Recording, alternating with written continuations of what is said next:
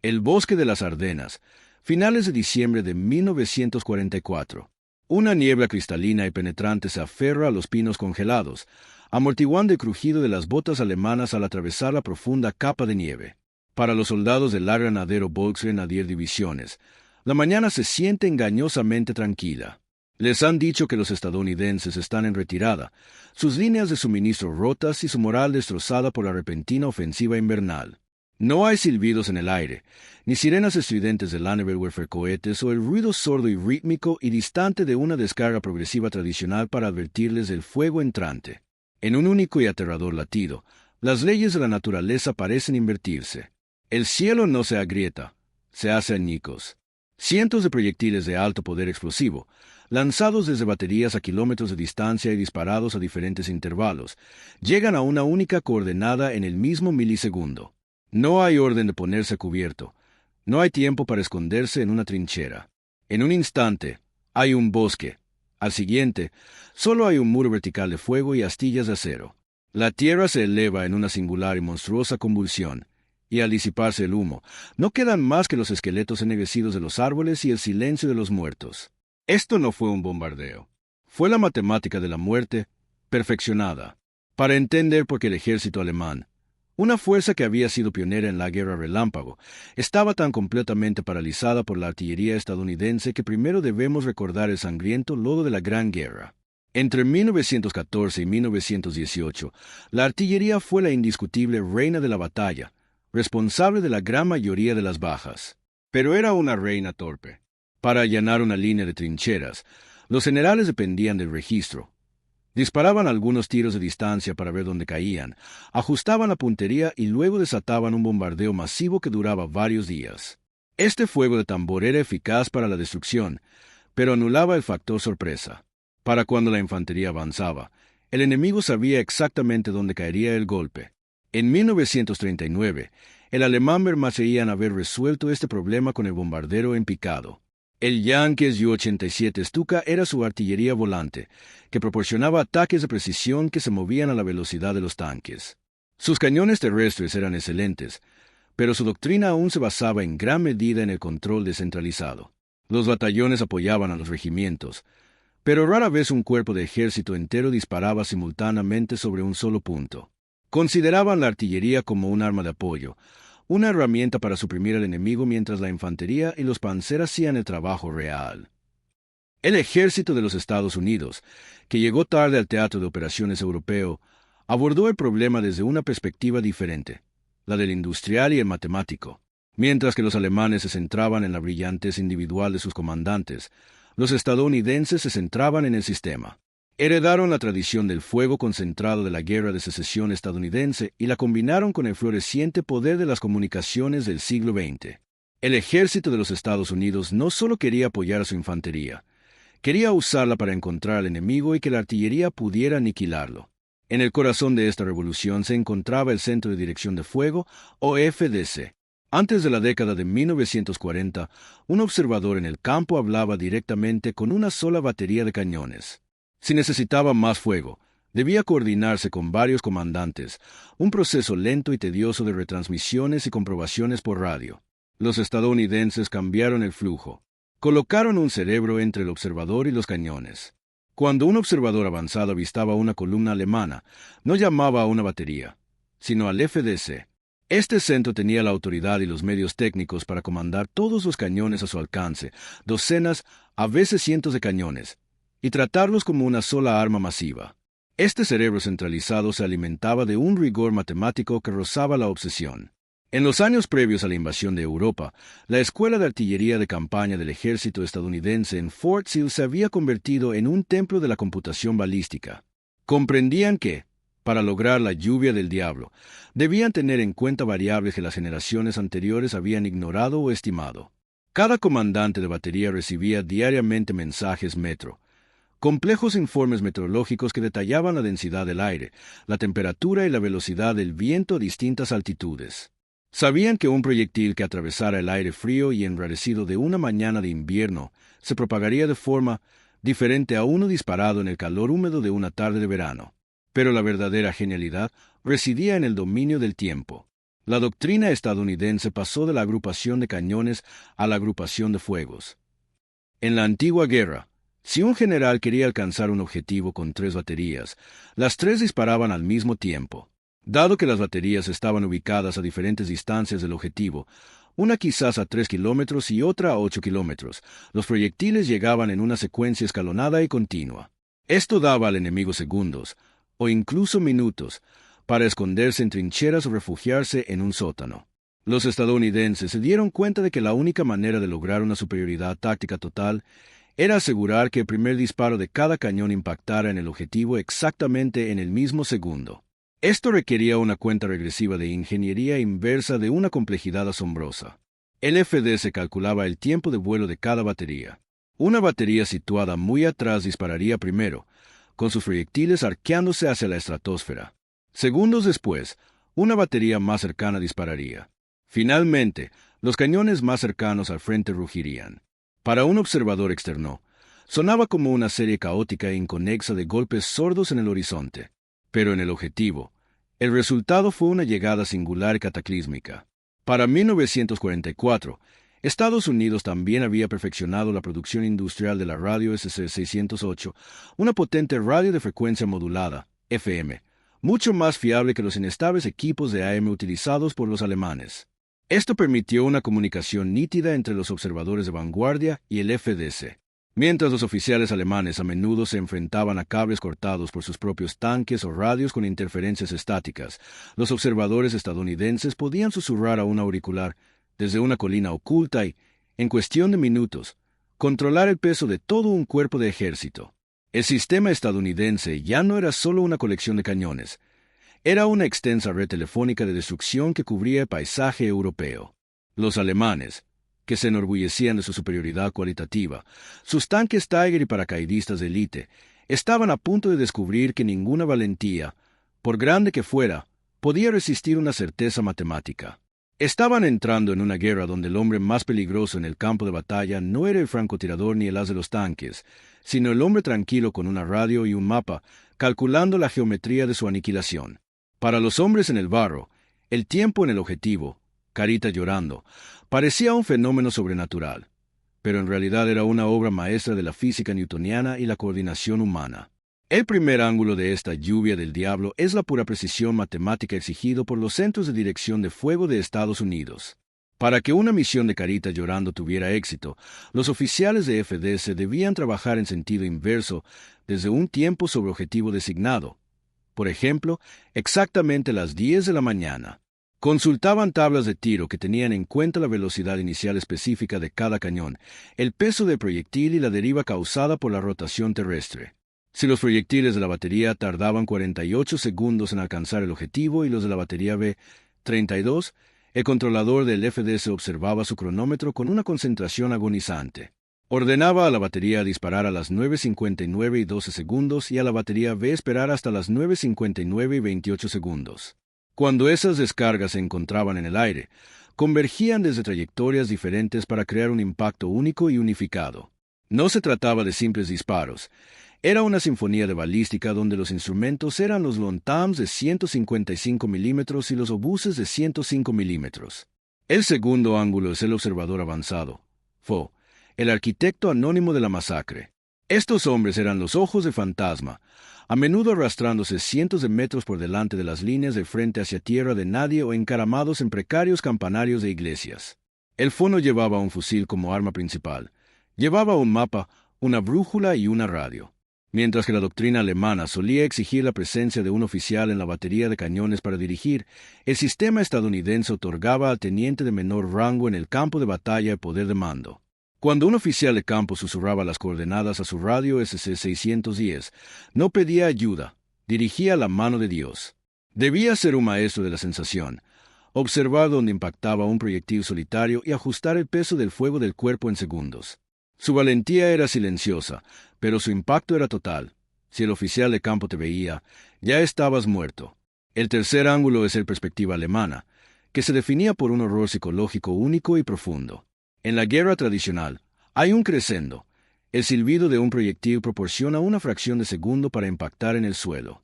Pero con el tiempo en el objetivo, lo primero que oía un soldado alemán era la explosión simultánea de 100 proyectiles. No había entrelazamiento ni disparos de advertencia.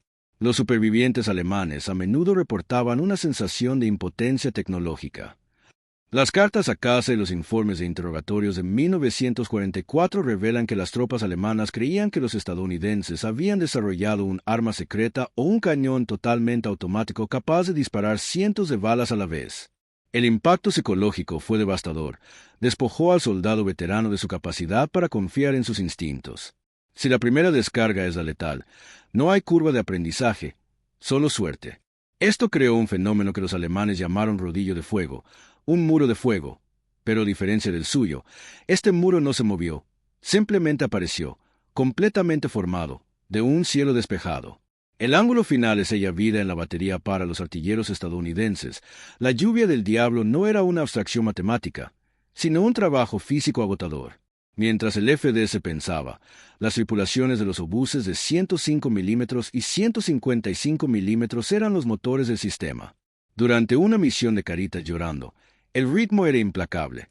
Los artilleros debían colocar espoletas, cargar proyectiles y cebar cargas con precisión de cronómetro. Un retraso de incluso 2 segundos en un solo cargador podía arruinar la sincronización de todo el cuerpo. Trabajaban en una nube de humo de cordita y con mociones ensordecedoras, disparando a menudo hasta que la pintura de los cañones burbujeaba y se desprendía por el calor. Estos hombres rara vez veían al enemigo que estaba matando. Vivían en un mundo de coordenadas, ruedas de elevación y órdenes de tiempo de fuego que gritaban por radio. Su guerra consistía en levantar cargas pesadas y correr a toda velocidad, sabiendo que la seguridad de la infantería a kilómetros de distancia dependía enteramente de su capacidad para vencer al reloj.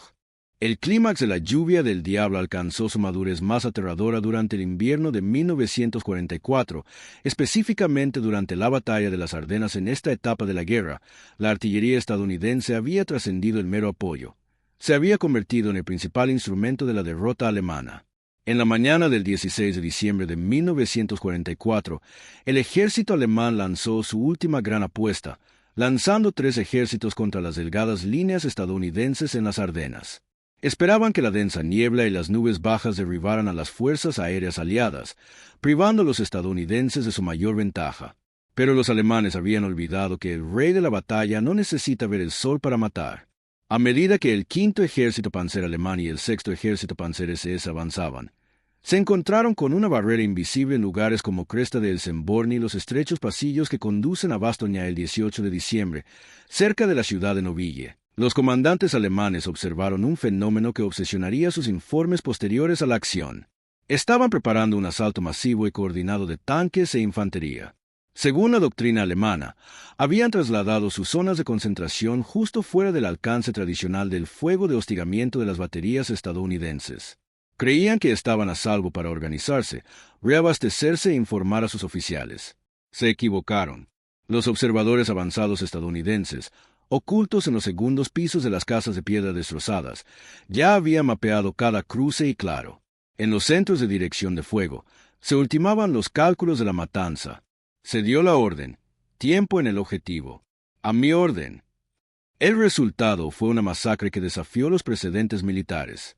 En un solo segundo, la zona de concentración designada fue alcanzada por el fuego concentrado de 18 batallones diferentes. No se trató de un bombardeo de minutos, fue la destrucción instantánea de un espacio físico. Los Tigers y Panzers alemanes, bestias de acero prácticamente invulnerables desde el frente, fueron volcados de lado o vieron su fino blindaje superior aplastado por proyectiles de 155 milímetros que caían verticalmente. La infantería, sorprendida al descubierto mientras revisaba su equipo, simplemente dejó de existir. Cuando se disipó el humo, la gran ofensiva alemana en ese sector no solo se había ralentizado, las unidades asignadas a ella habían sido eliminadas del orden de batalla antes de siquiera ver a un soldado estadounidense. La devastación en el Semborn-Rig no fue un incidente aislado, fue el plan para los últimos meses de la guerra. A medida que la ofensiva alemana avanzaba hacia el centro vital de Bastogne, la lluvia del diablo se convirtió en una verdadera muralla de la ciudad. Dentro del perímetro, la 101ª División Aerotransportada estaba rodeada y superada en armamento, pero nunca estuvo sola. Tras ellos, justo al otro lado del cerco alemán, se encontraban los poderosos artilleros de largo alcance del Tercer Ejército de los EE. La coordinación alcanzó su punto álgido el 23 de diciembre de 1944. Cuando el cielo finalmente se despejó y los panzer alemanes intentaron un último y desesperado ataque para romper la bolsa estadounidense, los FDS orquestaron una obra maestra de violencia sincronizada. En un momento dado, un comandante alemán, el general Hasso von Manteuffel, observó que sus tropas estaban siendo diezmadas por un fuego que parecía anticipar cada uno de sus movimientos. No era anticipación, sino la velocidad del circuito de comunicaciones estadounidense.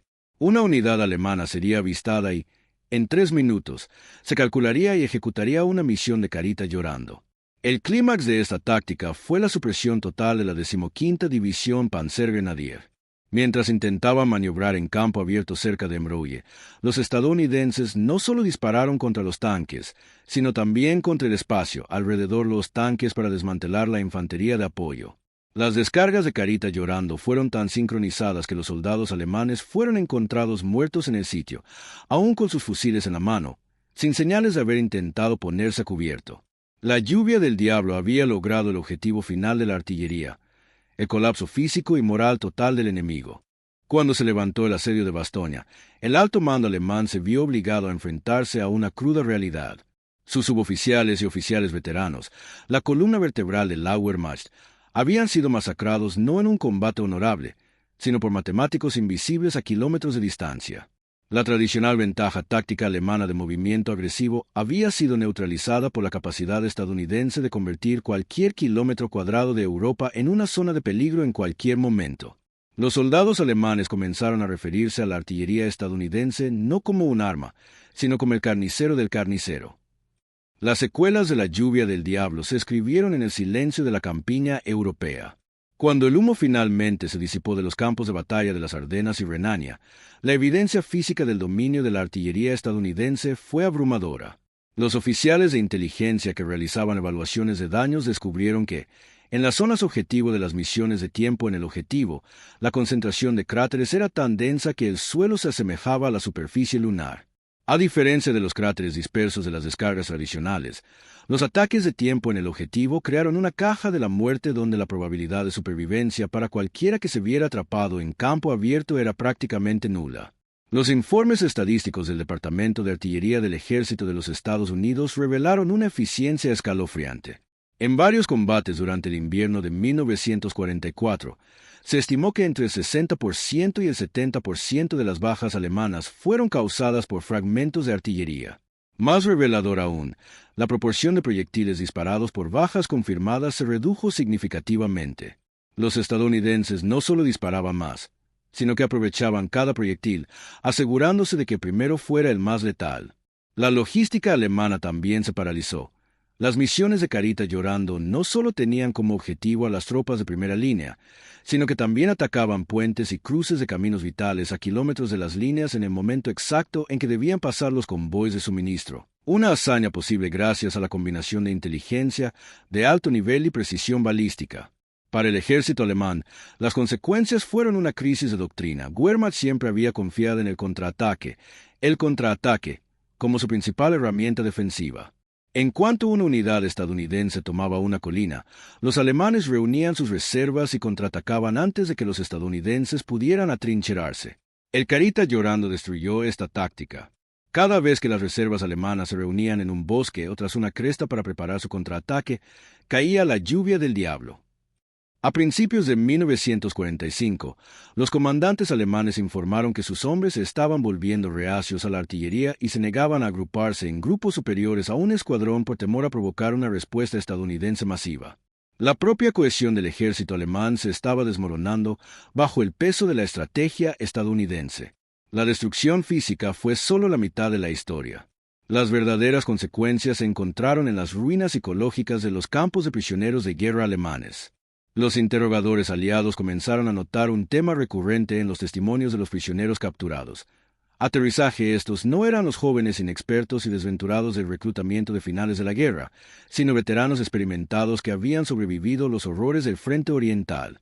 Sin embargo, hablaban de la artillería estadounidense con una reverencia singular y temblorosa. Un mayor alemán capturado comentó: «Puedo soportar a 1000 rusos, pero no puedo soportar esta lluvia automática del cielo». El terror fue alimentado por la introducción repentina de la espoleta de proximidad, o el espoleta VT, mientras que el carita llorando aseguraba que todos los proyectiles llegaran a la vez. La espoleta VT evitaba que se enterraran en el lodo antes de explotar. Mediante un pequeño radar instalado en la punta del proyectil, estos proyectiles detonaban exactamente a entre 9 y 15 metros del suelo. Esto cubría las trincheras alemanas con metralla descendente, haciendo completamente inútil el método tradicional de atrincherarse para sobrevivir. Combinado con el carita llorando, la espoleta VT significaba que lo primero que sentía un soldado era la explosión desde arriba, sin paredes de tierra que lo protegieran. Esta época marcó el nacimiento de un nuevo nivel de psiquiatría militar. El cuerpo médico del ejército de E.U. observó que los prisioneros alemanes a menudo sufrían un tipo específico de shock conmocionante, un estado casi catatónico causado por la sobrepresión atmosférica de cientos de proyectiles que explotaban simultáneamente. Los estadounidenses habían industrializado con éxito el trauma. Para la primavera de 1945, la lluvia del diablo había quebrantado el espíritu defensivo alemán. La comprensión se había extendido por todas las filas. La guerra ya no era una lucha de voluntades, sino un proceso mecánico de liquidación. La artillería estadounidense había convertido el teatro de operaciones europeo en una gigantesca fábrica de desgaste a cielo abierto, donde el único resultado era la neutralización total del enemigo. La historia de la lluvia del diablo es más que una crónica de superioridad balística. Es una reflexión sobre el momento en que la guerra pasó del romántico choque de guerreros a la fría e innegable precisión de la máquina. En los bosques de las Ardenas y los valles de Renania, la artillería de campaña del ejército de los Estados Unidos no solo ganó batallas, redefinió la relación entre el tiempo, el espacio y la supervivencia humana. Al tratar el campo de batalla como una cuadrícula matemática y el reloj como un arma, desvanecieron la niebla de la guerra y la reemplazaron con una claridad aterradora y calculada. Esta era de la artillería estadounidense marcó el verdadero nacimiento del apoyo de fuego moderno. Los principios establecidos por los Centros de Dirección de Fuego en 1944, control centralizado, comunicación rápida y disparo sincronizado, siguen siendo la piedra angular de la doctrina de la OTAN en la actualidad. Desde las municiones guiadas por GPS del siglo XXI hasta los avanzados sistemas digitales de control de fuego utilizados por los obuses modernos, el ADN del tiempo en el objetivo está presente en cada ataque de precisión. Fue el momento en que el rey de la batalla se vistió con una armadura forjada en la industria y las matemáticas, convirtiéndose en una entidad con la que no se podía negociar ni superar en valentía. En definitiva, la lluvia del diablo sirve como un sombrío recordatorio del coste de la superioridad tecnológica. Para los soldados alemanes que la soportaron, la táctica era una pesadilla que desafiaba la física. Para los estadounidenses que la orquestaron, era una forma de salvar la vida de su propia infantería, asegurándose de que ningún enemigo pudiera resistir lo suficiente como para apretar el gatillo. Era una filosofía brutal y eficiente, que el acero es más barato que la sangre, y que ante una guerra total, la forma más misericordiosa de terminar un conflicto es hacer que la posición del oponente sea completamente insostenible. Los ecos de aquellas descargas sincronizadas aún resuenan en la historia, un testimonio de la época en que el cielo mismo se convirtió en una herramienta de matemático y la lluvia en fuego.